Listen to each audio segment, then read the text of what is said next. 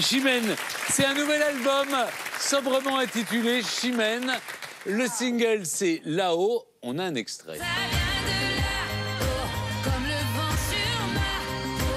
Le destin nous entraîne comme une ritournelle. Ça vient de là-haut.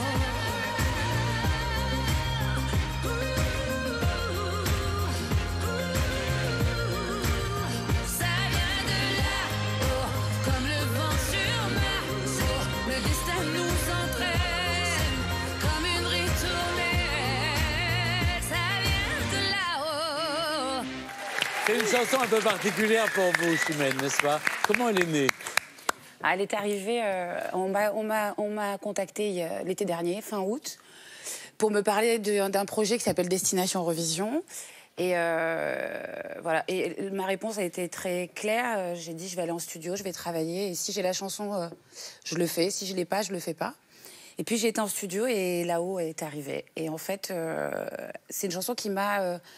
elle m'a bouleversée, quoi. Elle a remué vachement d'émotions en moi. C'était une période où tout était très flou, où je savais pas trop ce que j'avais envie de faire. Et voilà, elle m'a redonné envie de repartir en studio, de bosser, de faire un album. Et, Cette chanson, alors elle a été très, très écoutée, très entendue, parce que vous étiez finaliste pour Destination Eurovision. Ouais, vous étiez ouais. à 2 doigts de représenter la France à l'Eurovision. L'Eurovision qui va se tenir dans 15 jours Ouais. à Tel Aviv. Alors, bon, j'imagine il y a un peu de déception, mais c'est les votes, c'est les réseaux, c'est les... je vais vous dire sociaux. honnêtement, Stéphane, je vous assure, j'ai pas été déçue du tout.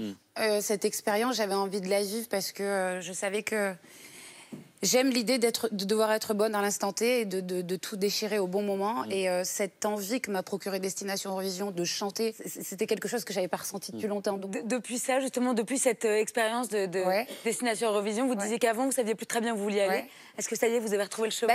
moi, honnêtement, pendant l'aventure, j'ai reçu un bloc d'amour de la part du public. C'est le public qui m'a fait dépasser la première demi-finale. C'est pas le jury qui m'a emmené en finale, c'est le public.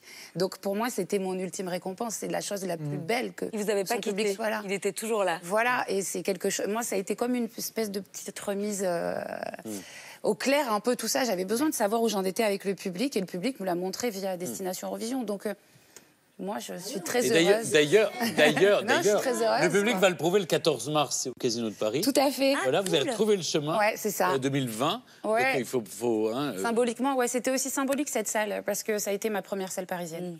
Pour ma part, la chose la plus importante, c'est d'avoir envie. Et c'est revenu. Ça, c'est cool. formidable. Merci beaucoup, Chimène Badi. Merci d'avoir partagé ce voyage en Europe avec nous.